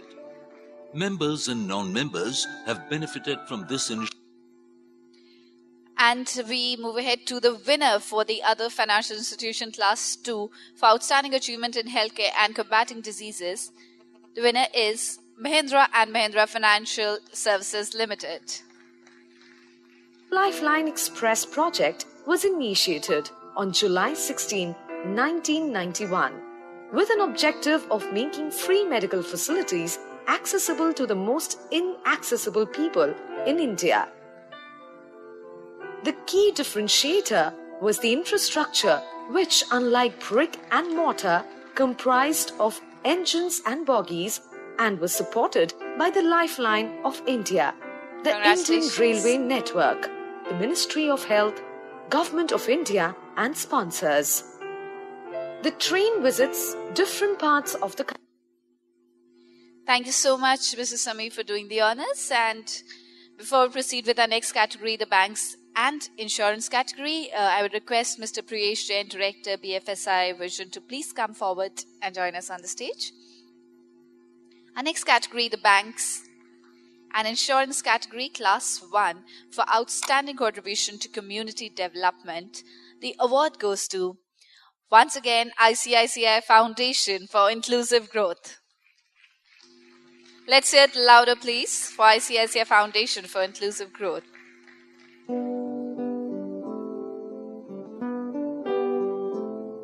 At ICICI Foundation for Inclusive Growth, we envision a world free of poverty, in which every individual has the freedom and power to create and sustain a just society in which to. Once again, the banks and insurance category for their outstanding contribution to community development. And the winner for this award is Life Insurance Corporation of India, LIC. Please put your hands together for LIC, please.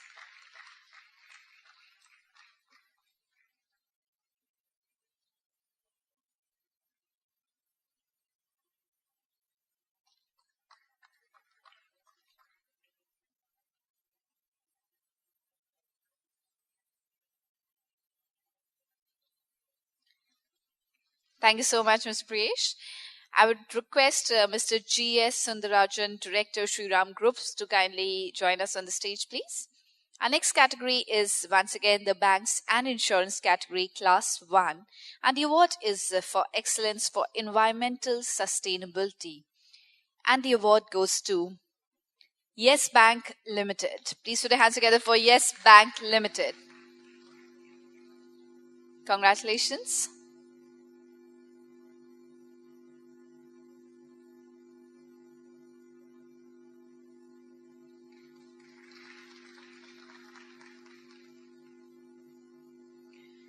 And we move towards the winner for the Award of Excellence for Environmental Sustainability for Banks and Insurance category class 1. The winner is none other than State Bank of India.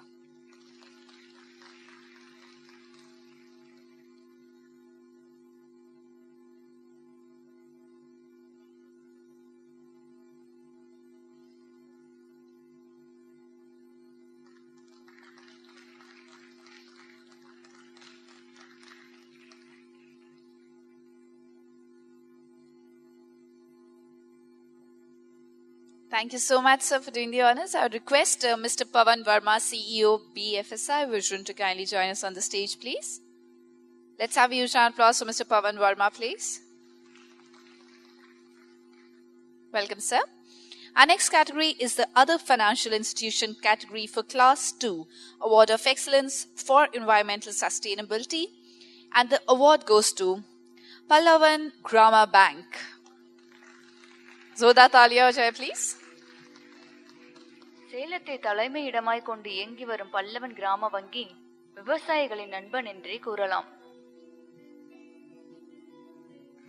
பசுமை மயமாக்கலுக்கு முக்கியத்துவம் அளிக்கும் இந்த வங்கி தன் 50 கிளை அலுவலகங்களிலும் சூரிய ஒளி மின்சாரத்தை பயன்படுத்தி வருகிறது. Thank you so much, sir. And moving ahead with the Other Financial Institution category, Class 2 Award for Excellence for Environmental Sustainability, the winner. And the winner is National Bank for Agriculture and Rural Development.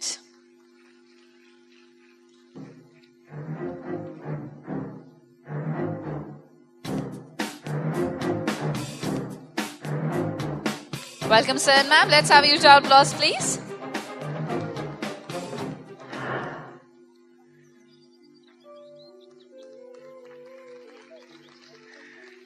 In coastal Jagat Singhpur of Odisha, a group of 12 intrepid women from Oriso village are working unitedly and breaking rural social mores. Thank you so much, Mr. Pavan Verma, for doing the honors. And now I invite Mr. Ashwin Parekh to please come up once again on the stage to do the honors, please.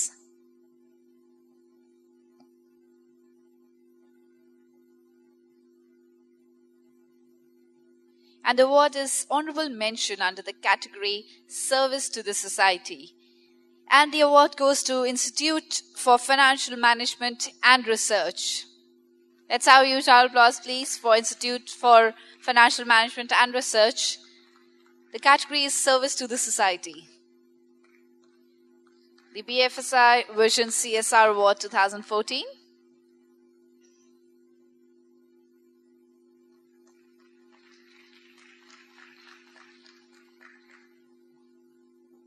Congratulations. And our next award, the Certificate of Merit for Contribution to Community Development. And the award goes to UAE Exchange and Financial Services Limited. Let's have a huge applause, ladies and gentlemen, for UAE Exchange and Financial Services Limited.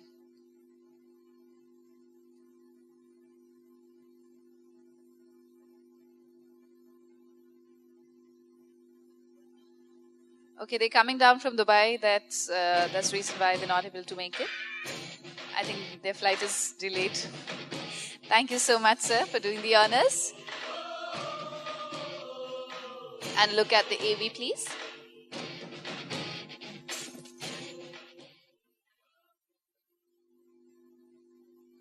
And our next award is the Award of Excellence for Outstanding Service to Financial Literacy. To do the honors, I would request Mr. V.S. Girish, Managing Editor, BFSI Vision, to please come up on the stage, please. Let's have a huge applause for Mr. V.S. Girish, please. And the Award for Excellence for Outstanding Service to Financial Literacy, CSR Awards 2014 by BFSI Vision goes to none other than Bajaj Alliance Life Insurance Company. And I should not forget to mention that this is the Editor's Choice Award. So please put your hands together for Bajaj Alliance Life Insurance Company.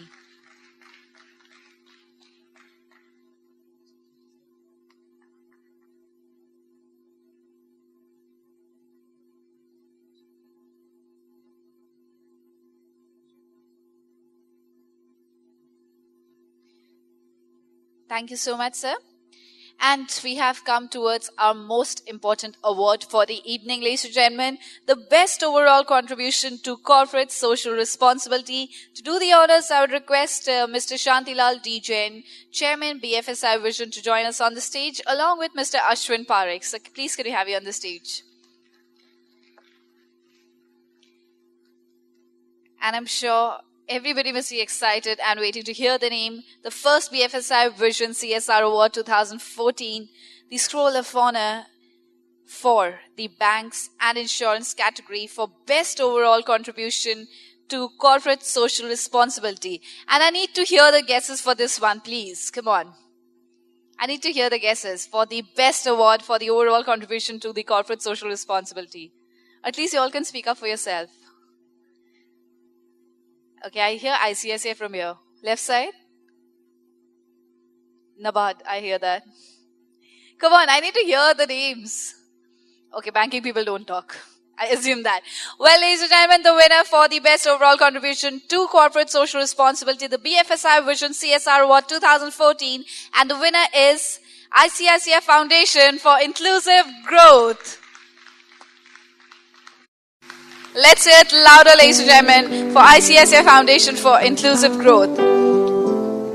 At ICICI Foundation for Inclusive Growth, we envision a world free of poverty, in which every individual has the freedom and power to create and sustain a just society in which to live.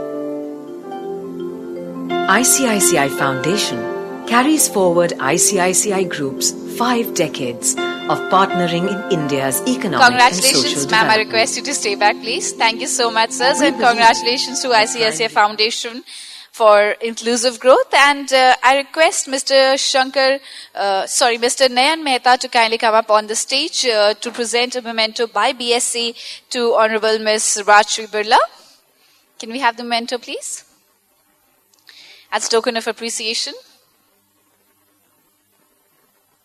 Let's have a huge round of applause, ladies and gentlemen, for Ms. Rajshri Birla.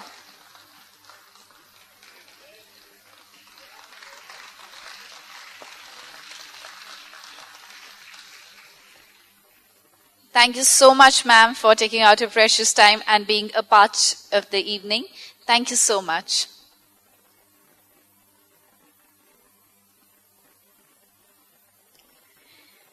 And now, as we have come towards the end of the evening, I congratulate all the winners for the evening.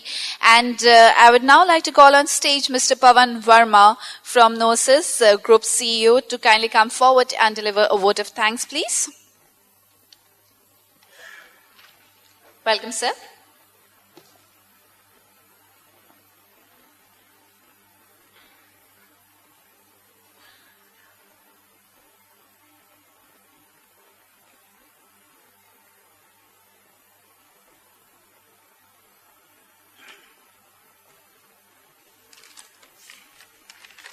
Distinguished guests for the evening today, our chief guest, Mrs. Rajshri Birla, distinguished guests, ladies and gentlemen, thanking somebody is always a pleasure.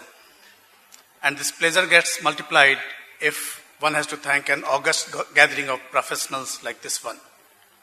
Well, on behalf of BFSI Vision and Gnosis Media, I take this opportunity to thank all of you for making this wonderful evening a memorable one. Corporate social responsibility today has become a critical instrument for inclusive growth in the country today. And this awards function has gone a long way in reinforcing this focus on this important national agenda. What we have seen today is not mere celebration of the leadership and excellence in the CSR activity. We have highlighted the cause once again for the greater good of humanity. On this occasion, I would like to thank the chief guest, Padma Bhushan, Mrs. Rajshri Birla, who has been a constant source of support and inspiration to all of us. Madam, you have been a source of inspiration to all of us in the social work. You have been a role model in India and abroad.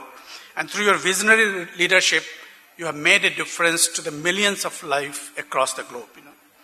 Your message today has further inspired us to do this job, to carry forward this mission in a more dedicated and vibrant manner, and we convey our deep sense of gratitude to you.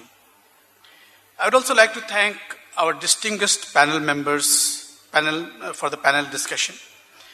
Listening to them on the joy of giving was not only intellectually rewarding, it was emotionally fulfilling as well.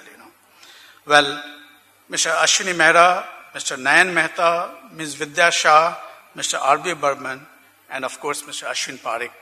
Thank you very much. Please accept our thanks for enlightening us on the subject and inspiring us as well.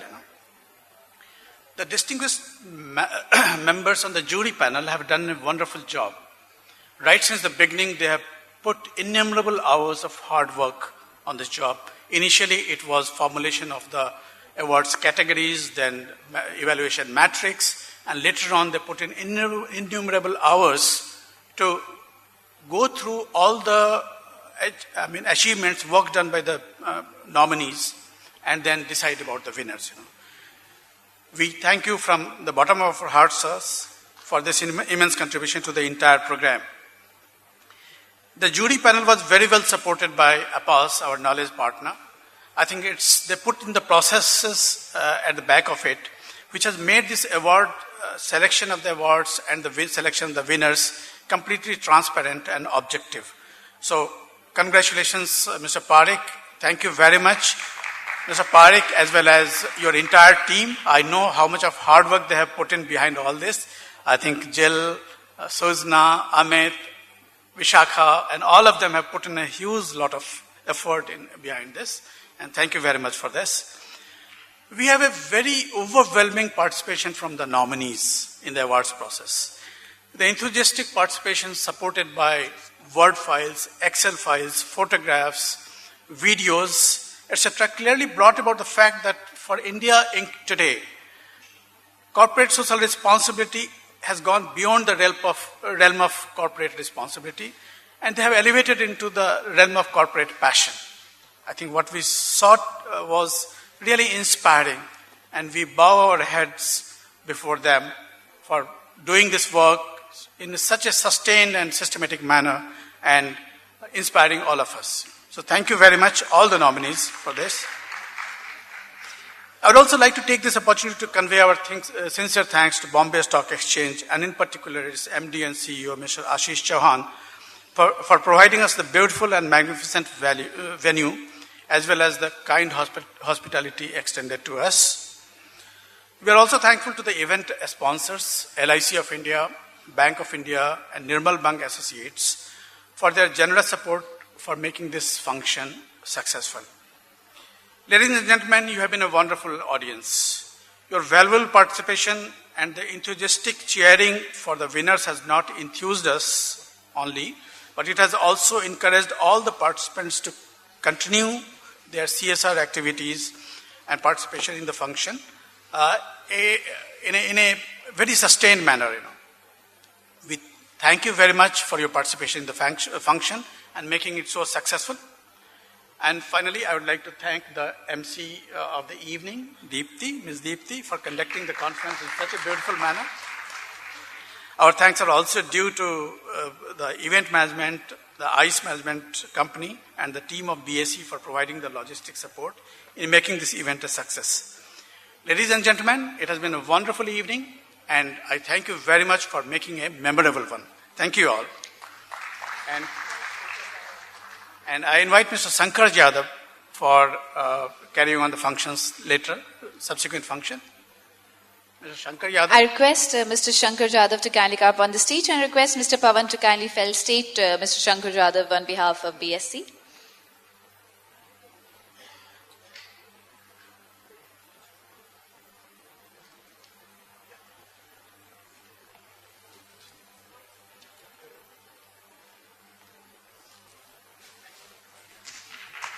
A small token of appreciation from our side, sir. Thank you so much, Mr. Shankar.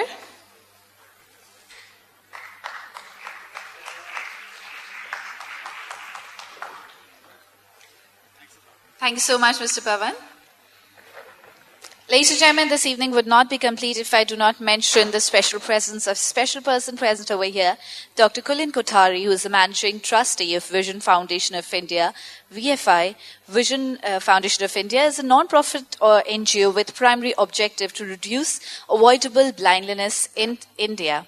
In 1 year, Vision Foundation will do 20,000 free eye surgeries in 19 states of India, focusing on rural and tribal areas in 12 to 15 years' time. And Vision Foundation has planned a unique project called Rashtriya Netra Yagna. Through this project, the foundation intends to do 1 billion free eye surgeries all over the country. Renowned, prominent, and highly respected personality like Srimati Rajshri Birla ji, Shri Ajay Piramal ji, and Shri Deepak Parekh ji, Shri A.M. Naik, etc. are amongst the members of the advisory board of Vision Foundation of India. So please welcome Mr. Dr. Kulin Kothari with a huge round of applause. Thank you so much, sir, for being here amongst us today. And now I'd like to call upon all the winners along with the BFSI Vision team, the Ashwin Parekh team as well, and for a group photograph on the stage. And at the outset, I'd like to thank each one of you present over here for being such a lovely audience and taking out your precious time. And of course, congratulations to all the winners once again. And thank you so much. And the way ahead, of course, next year we are planning the BFSI second CSR Awards 2015 to be bigger and better. Of course, with more nomination and more participation from each one of you with broader categories and more awards to be given away. So ladies and gentlemen, we are hoping to see you next year once again with a better and bigger award ceremony. So thank you so much. Good night, ladies and gentlemen. Take care, and would request once again the BFSI Vision team and the APAS team for a group photograph to please come up on the stage along with all the winners, please. Winners, kindly come up with your trophies.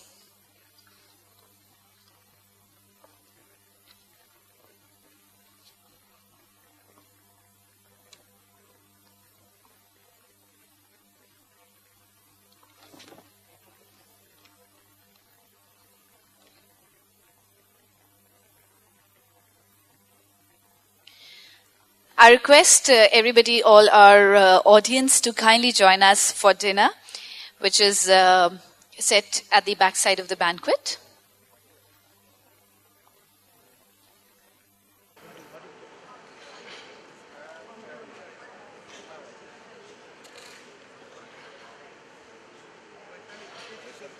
ऊपर step पे आओ, step पे। Yes, हो गया? पिंटू भाई? हाँ। या रुका फाइट ले ले, हो गया?